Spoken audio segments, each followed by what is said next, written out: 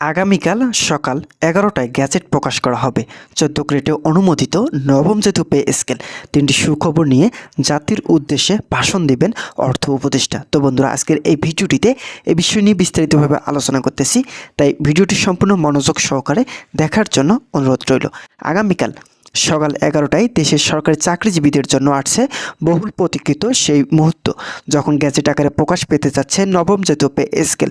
১৪ গ্রেডে অনুমোদিত এই পে স্কেল গত কয়েক মাস ধরে যে আলোচনা, প্রত্যাশা আর উত্তেজনা তৈরি হয়েছিল, তারই আনুষ্ঠানিক পরিসমাপ্তি করতে যাচ্ছে এই ঘোষণার মাধ্যমে।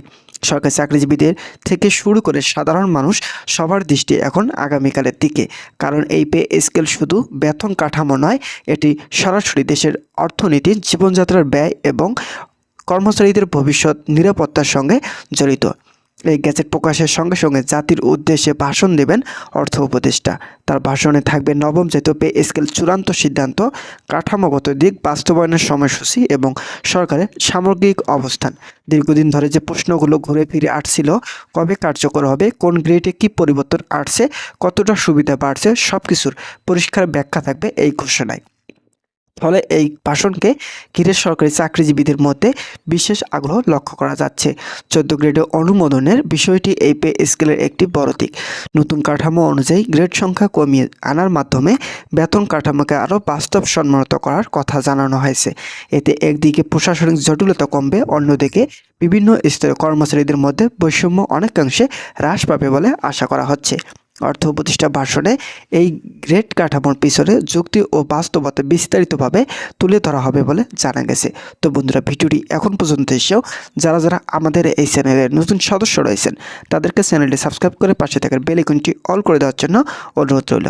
তো বন্ধুরা, নবম জাতীয় পে স্কেল গ্যাজেট আপডেট অংশে থাকবে বেতন নির্ধারণ নতুন পদ্ধতি, ধাপে ধাপে বাস্তবায়নের পরিকল্পনা এবং প্রযোজ্যতার বিষয়টি। কোন তারিখ থেকে কার্যকর হবে, কারা প্রথম ধাপে সুবিধা পাবেন এবং কিভাবে বেতন সমন্বয় করা হবে, এসব বিষয় স্পষ্টভাবে জানানো হবে। এতে দীর্ঘদিনের অনিশ্চয়তা দূর হবে এবং কর্মচারীদের তাদের ভবিষ্যৎ পরিকল্পনা আরও আত্মবিশ্বাসের সঙ্গে কাজ করতে পারবেন। এই পে স্কেল বাস্তবায়নের ফলে দেশের প্রায় লক্ষাধিক সরকারি কর্মচারীদের জীবনযাত্রার পরিবর্তন আসবে বলে ধারণা করা হচ্ছে। বর্তমান বাজার পরিস্থিতি, মূল্যদ্রব্যের চাপ এবং জীবনযাত্রার ব্যয় বৃদ্ধির প্রেক্ষাপটকে এই বেতন কাঠামো অনেকেই সমোপযোগী সিদ্ধান্ত হিসেবে দেখছেন। অর্থ উপদেষ্টা তার ভাষণে দেশের সামগ্রিক অর্থনৈতিক অবস্থা তুলে ধরে ব্যাখ্যা করবেন কেন এই সময় এই সিদ্ধান্ত নেওয়া জরুরি ছিল। সরকারের পক্ষ থেকে বারবার বলা হয়েছে, নবম জাতীয় পে স্কেল কোনো একক সিদ্ধান্ত নয়, বরং দীর্ঘ আলোচনার ফল। বিভিন্ন মন্ত্রণালয়, দীর্ঘ বিভাগ ও সংশ্লিষ্ট শহরে মতামত নিয়ে এই কাঠামো চূড়ান্ত করা হয়েছে। ভাষণে সেই আলোচনার প্রক্রিয়া ও সরকারের দৃষ্টিভঙ্গি তুলে ধরা হবে, যাতে জনগণ বুঝতে পারে এই সিদ্ধান্ত হঠাৎ করে নেওয়া হয়নি। তো বন্ধুরা, এই ঘোষণার মাধ্যমে সরকারের একটি বার্তা স্পষ্ট হতে যাচ্ছে, সরকারি চাকরি কর্মচারীদের অবদান সরকার গুরুত্বের সঙ্গে দেখছেন। দেশের প্রশাসন, শিক্ষা, স্বাস্থ্য ও নিরাপত্তা ব্যবস্থায় যারা নিরলসভাবে কাজ করেছেন, তাদের জন্য একটি সম্মানজনক ও টেকসই বেতন কাঠামো নিশ্চিত করাই এই পে স্কেলের মূল লক্ষ্য। অর্থ উপদেষ্টা ভাষণে এই বিষয়টি গুরুত্বের সঙ্গে উঠে আসবে বলে ধারণা করা হচ্ছে। তো বন্ধুরা, যারা সরকারি চাকরিজীবী রয়েছেন, তাদের জন্য শুভকামনা রইল। তারা পরবর্তী আপডেট পেতে চ্যানেলটি এখনই সাবস্ক্রাইব করে পাশে থাকার বেল আইকনটি অল করে রাখুন। গ্যাজেট প্রকাশের পরপরই সামাজিক যোগাযোগ মাধ্যমে বিভিন্ন মহলে আলোচনা শুরু হবে, এটা প্রায় নিশ্চিত। কেউ এই পে স্কেলকে স্বাগত জানাবেন, আবার কেউ হয়তো আরও কিছু প্রত্যাশার কথা তুলবেন। তবে সরকার আশাবাদী যে সামগ্রিকভাবে এটি একটি ইতিবাচক পদক্ষেপ হিসেবে বিবেচিত হবে। ভাষণে এই প্রক্রিয়াগুলোর কথা ইঙ্গিত আকারে তুলে ধরা হতে পারে। এই ঘোষণার পর বাস্তবায়ন প্রক্রিয়া নিয়ে যে কৌতূহল তৈরি হয়েছে, সেটিও অর্থ উপদেষ্টা ভাষণে গুরুত্ব পাবে বলে জানা গেছে। কবে থেকে বেতন কাঠামো কার্যকর হবে, কিভাবে এরিয়ার সমন্বয় করা হবে এবং বেতন নির্ধারণে কোন সূত্রে প্রয়োগ করা হবে, এসব বিষয় পরিষ্কারভাবে জানানো হবে। এতে মাঠ পর্যায়ে কর্মচারীদের মধ্যে বিভ্রান্তি করবে এবং সবাই একই তথ্যের আওতায় আসবে।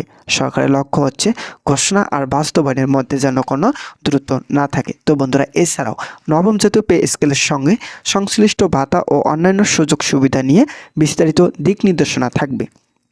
বাসা ভাড়া ভাতা, চিকিৎসা ভাতা, যাতায়াত সুবিধা কিংবা বিশেষ দায়িত্ব ভাতা এসব বিষয়ে কী ধরনের সমন্বয় আসছে তা নিয়ে দীর্ঘদিন ধরে আলোচনা চলছিল। অর্থ উপদেষ্টার ভাষণে এসব বিষয়ে বাস্তব ও পরিমিত সিদ্ধান্তের ব্যাখ্যা দেওয়া হবে। সরকারের চেষ্টা করেছে যাতে ভাতা কাঠামোতে বর্তমান সময়ের বাস্তবতার সঙ্গে সামঞ্জস্যপূর্ণ হয়। তো বন্ধুরা, ভিডিওটি এখন পর্যন্ত এসো যারা আমাদের এই চ্যানেলে নতুন সদস্য রয়েছেন তাদেরকে চ্যানেলটি সাবস্ক্রাইব করে পাশে থাকার বেল আইকনটি অল করে দেওয়ার জন্য অনুরোধ রইল, যাতে পে স্কেল সম্পর্কিত পরবর্তী সকল আপডেট সবার আগে পেয়ে যান। তো বন্ধুরা, এই পে স্কেল ঘোষণার মাধ্যমে সরকারের আর্থিক সক্ষমতা এবং দায়িত্বশীলতার বিষয়টিও সামনে আসবে। অর্থ উপদেষ্টা ভাষণের ব্যাখ্যা করবেন কিভাবে বাজেট ব্যবস্থাপনার মধ্য দিয়ে এই সিদ্ধান্ত বাস্তবায়ন করা সম্ভব হচ্ছে। একই সঙ্গে তিনি আশ্বাস করবেন যে এতে উন্নয়ন খাত বা অন্যান্য গুরুত্বপূর্ণ খাতে কোনো নেতিবাচক প্রভাব পড়বে না, বরং সরকারি কর্মচারীদের ক্রয় ক্ষমতা বাড়লে অর্থনীতির চাকা আরও সচ্ছল হবে, এই যুক্তিও তুলে ধরা হবে। তো বন্ধুরা, আপনারা ইতিমধ্যে বুঝতে পারছেন আগামীকাল সকাল 11টায় নবম পে স্কেলের গ্যাজেট প্রকাশ হবে এবং এই গ্যাজেট প্রকাশের পরপরই অর্থ উপদেষ্টা ডক্টর সালাউদ্দিন আহমেদ জাতির উদ্দেশ্যে ভাষণ দেবেন। ইতিমধ্যে এই বিষয়টি নিয়ে আজকের এই ভিডিওটিতে আলোচনা করলাম। তাই ভিডিওটি ভালো লেগে থাকলে অবশ্যই চ্যানেলটি সাবস্ক্রাইব করে পাশে থাকার বেল আইকনটি অল করে রাখবেন।